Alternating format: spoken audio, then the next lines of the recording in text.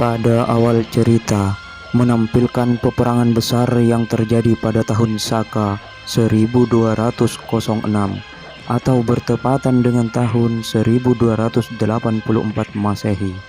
Kekuasaan Prabu Kertanegara, raja dari kerajaan Singasari, mencapai puncaknya ketika pasukannya yang terkenal gagah berani itu mampu menaklukkan kerajaan Gurun, Pakulapura, Pahang, kerajaan Sunda, dan juga Madura.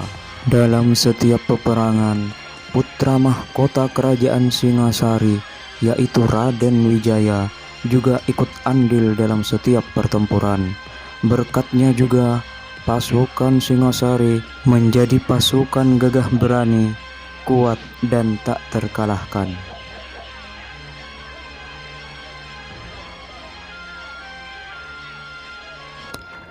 Sebagai tanda kemenangan kerajaan Singasari atas Swarnabumi, dibuatlah patung Amukapasa sebagai prasasti peringatan atas nama Prabu Kertanegara. Sang Prabu juga berniat untuk merayakan kemenangan itu dengan mengundang para senopati, para prajurit, dan para petinggi kerajaan lainnya.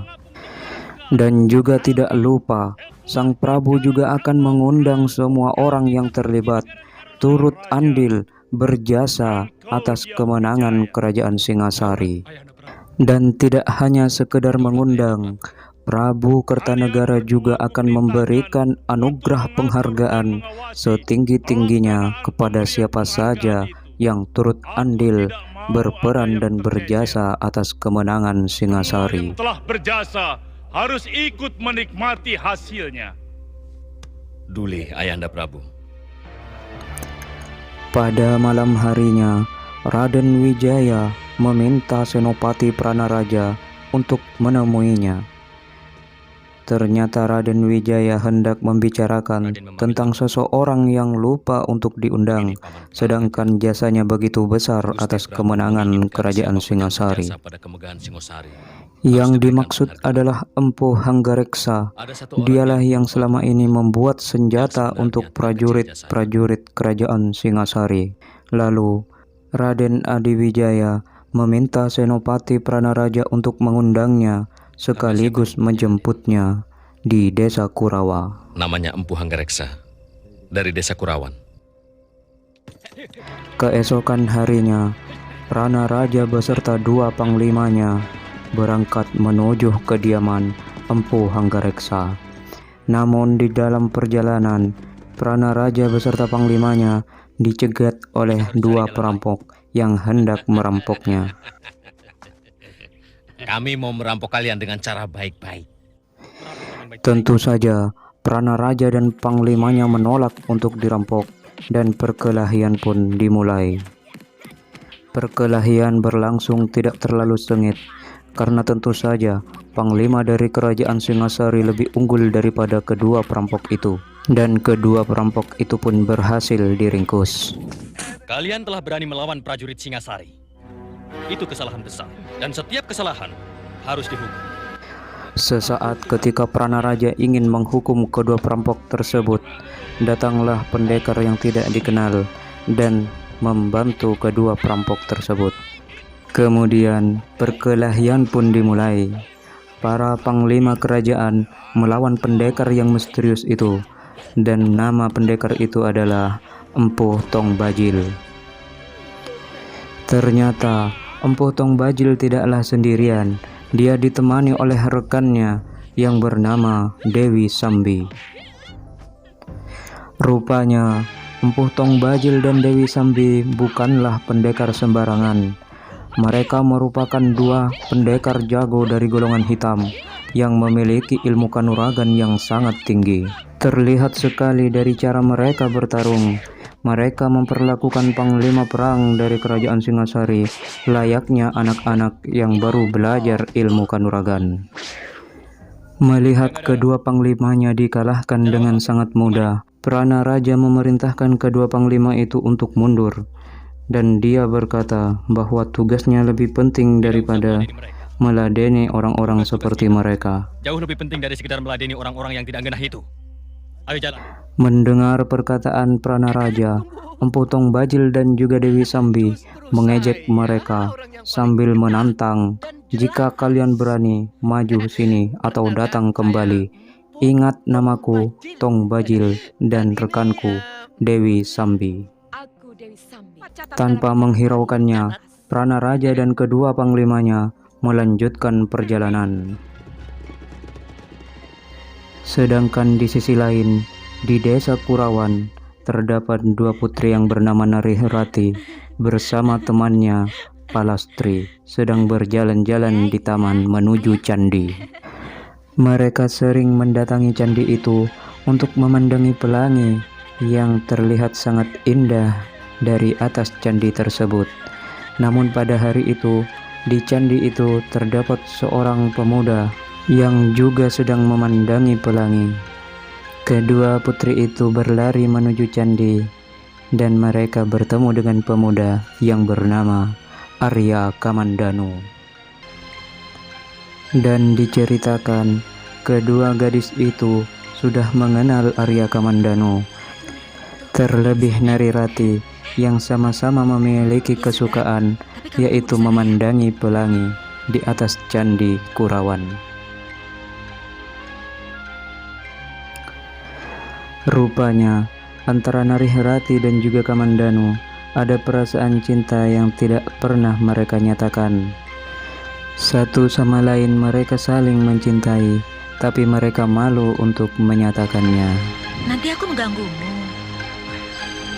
Tidak, aku jadi ada kawan. Saat mereka bertemu, mereka hanya duduk berdua memandangi pelangi tanpa mengetahui isi hati satu sama lain. Selang beberapa waktu, ada seorang pemuda mengendarai kuda. Dia menuju Kamandanu dan juga Narirati. Maksud kedatangannya adalah untuk membuat perhitungan kepada Kamandanu. Kamandanu, lancang kau berani membawa kekasihku. Kau tahu siapa aku? Anak kepala desa. Pemuda itu bernama Dangdi. Dia mengaku-ngaku sebagai kekasih Narirati. Namun hal itu tidak dibenarkan oleh Narirati. Bahkan Dangdi pernah berusaha berbuat yang tidak-tidak kepada Narirati, yang itu juga membuat Arya Kamandanu marah. Kamu takut? Kakang, jangan ladeni Kakang. Dia licik. Sekali-sekali mulutnya yang berlebihan itu perlu diberi pelajaran. Kemudian Arya Kamandanu pun berkelahi dengan Dangdi. Arya Kamandanu saat itu belum menguasai ilmu kanuragan. Dia bertarung ala kadarnya. Terlihat dari cara dia menggenggam dan memasang kuda-kuda. Dia masih belum mengerti tentang cara bertarung. Meski begitu, Arya Kamandanu tetap memenangkan perkelahian itu karena Dangdi juga merupakan pemuda yang belum mengerti ilmu kanuragan. Tunggu Kamandanu. Persoalan kita tidak cuma sampai di sini. Luka di kening ini harus kau bayar lebih mahal. Sin pun berganti kepada Pranaraja yang mencari rumah Empu Hanggareksa. Kemudian dia bertemu dengan petani tua dan menanyakan di mana kediaman Empu Hanggareksa itu. Kemudian dari belakang Arya Kamandanu datang dan menghentikan perbuatan Panglima Singasari itu. Kenapa orang tua itu disiksa? Dia mempermainkan kami. Ditanya baik-baik, malah meledek kami. Kemudian Arya Kamandanu menanyakan kepada Pranaraja apa yang sebenarnya ia inginkan, dan Pranaraja menjawab bahwa ia sedang mencari rumah Empu Hanggareksa.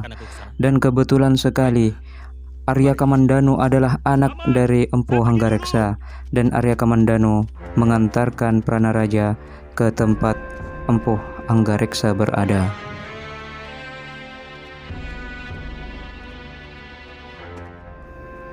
Kemudian di kediaman Empu Hanggareksa, para panglima dan juga Pranaraja bertemu dengan Empu Hanggareksa dan memberitahu apa maksud dari kedatangan mereka.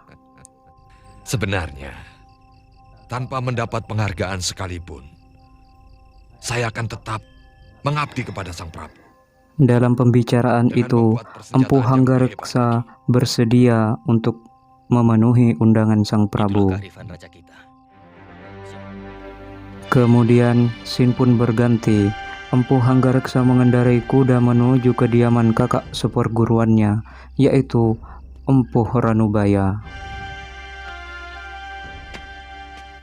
Di rumah Empu Ranubaya, Empu Hanggareksa bertemu dengan Wirot yang merupakan murid dari Empu Ranubaya, dan dia menanyakan di mana keberadaan Empu Ranubaya. Namun Wirot menjawab bahwa Empu Ranubaya tidak ada di tempat. Beliau sedang bersemedi di dalam gua yang tempatnya tidak mungkin saya beritahu. Tapi Empu Hanggareksa memaksa Wirot agar memberitahunya karena suatu alasan yang sangat penting dan mendesak. Singkat cerita, Empu Hanggareksa telah sampai di tempat Empu Ranubaya bersemedi. Ini aku, Hanggareksa. Hanya setan dan denawa yang mau mengganggu orang yang sedang melakukan puja semedi. Dalam pertemuan itu, sebenarnya Empu Ranubaya tidak ingin siapapun mengganggunya, tapi Empu Hanggareksa memaksa untuk berbicara dengan beliau dan mengatakan apa yang sebenarnya ia ingin katakan. Empu Hanggareksa menawarkan kepada Empu Ranubaya untuk bersama-sama menghadiri undangan dari Sang Prabu dalam pemberian penghargaan atas jasanya membuat senjata untuk pasukan Singasari. Namun ajakannya itu tidak diindahkan oleh Empu Ranubaya karena perbuatan para panglima dan prajurit Singasari sangat bertentangan dengan hati nuraninya. Maksudmu, aku kau suruh mengabdi kepada Kertanegara. Ada dua hal kenapa aku tidak mau mengabdi kepada Kertanegara. Satu, karena Kertanegara mewariskan watak Ken Arok yang nakal. Dan kedua, aku melihat senjata-senjata pusaka ciptaanku penuh lumuran darah manusia hanya untuk memuaskan raja yang haus kekuasaan. Jadi, aku telah gagal datang kemari, Kakang. Kau telah gagal, bahkan sebelum kau keluar dari pintu rumahmu. Esok paginya, Empu Hanggareksa yang tidak berhasil merayu Empu Ranubaya berangkat sendirian memenuhi undangan dari Prabu Kertanegara. Kemudian Sin pun berganti. Arya Kamandanu dan Narirati bertemu dan berjumpa kembali di candi tempat biasa mereka memandangi pelangi. Saat mereka hendak akan pulang, cuaca yang tadinya cerah berubah menjadi hujan, dan mereka pun kembali ke candi untuk berlindung diri dari hujan. Dalam kesempatan itu, sebenarnya mereka berdua merasa senang karena bisa terjebak berdua di dalam candi. Narirati berharap Arya Kamandanu menyatakan perasaannya kepada Narirati saat itu dan memeluk tubuh Narirati yang sedang kedinginan. Kamandanu, apakah kau tidak tahu bahwa aku sangat mencintaimu? Aku ingin kau memelukku, kakak. Betapa aku ingin memelukmu, Rati. Kau pasti kedinginan, tapi aku takut. Jangan-jangan kau marah. Aku mencintaimu, Rati. Tapi apakah mungkin kau mau menerima cintaku? Selang beberapa waktu yang cukup lama mereka terjebak di dalam candi. Namun Arya Kamandanu tidak kunjung menyatakan perasaannya. Itu membuat Narirati marah dan berpikir Arya Kamandanu tidak mencintainya. Kakang tidak suka kita duduk berdekatan agar tidak terlalu kedinginan. Tidak, maksudku... Baik, mungkin kakang memang tidak suka padaku. Kakang seperti jijik padaku. Aku benci kamu, Kang. Kesalahpahaman Narirati membuat Narirati marah dan pergi meninggalkan Kamandanu. Selamat tinggal, Kakang. Setelah Narirati pergi meninggalkan Arya Kamandanu, di luar, Dangde yang memiliki dendam kepada Kamandanu membawa teman-temannya untuk melakukan perhitungan kepada Arya Kamandanu. Dan dalam perkelahian itu, Arya Kamandanu kalah karena dikeroyok oleh teman-teman Dangde. akan kubuktikan ancamanku tadi.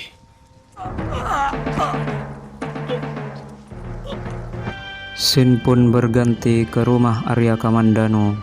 Nyi Rongkot yang sedang khawatir. Dia tidak bisa tenang. Dia mengkhawatirkan Arya Kamandanu. Kenapa tidak kunjung pulang? Setibanya di rumah, Arya Kamandanu pulang membawa luka yang banyak di wajahnya. Kemudian Nyi Rongkot membawanya ke kamar untuk dirawat. Kejadian itu sekaligus membuat Arya Kamandanu berpikir, dia ingin belajar ilmu kanuragan. Dia ingin mencari guru yang tepat, mengajarinya ilmu untuk bisa bertarung. Bagiku Narirati hanyalah penyebab. Harga diriku yang menuntut aku harus menguasai ilmu kanuragan.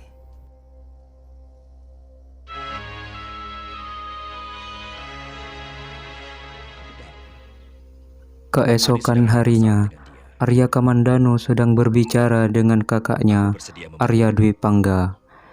Arya Dwi Pangga menawarkan diri akan membantu Arya Kamandanu memecahkan masalahnya. Dan Arya Kamandanu sempat menolak, tapi Arya Dwi Pangga memaksa dia akan tetap membantunya, baik Arya Kamandanu mengizinkan ataupun tidak. Aku akan membantumu. Diminta ataupun tidak. Arya Dwi Pangga merupakan ahli syair. Dia penyair yang ulung. Bahkan banyak wanita yang bertekuk lutut kepada Arya Dwi Pangga atas kepandaiannya bersyair. Namun, di balik kepandaiannya bersyair, banyak juga hati wanita yang patah karena salah menafsirkan kata-kata yang Dwi Pangga lontarkan. Dwi Pangga, sudahlah. Hentikan syairmu itu. Lelaki gombang.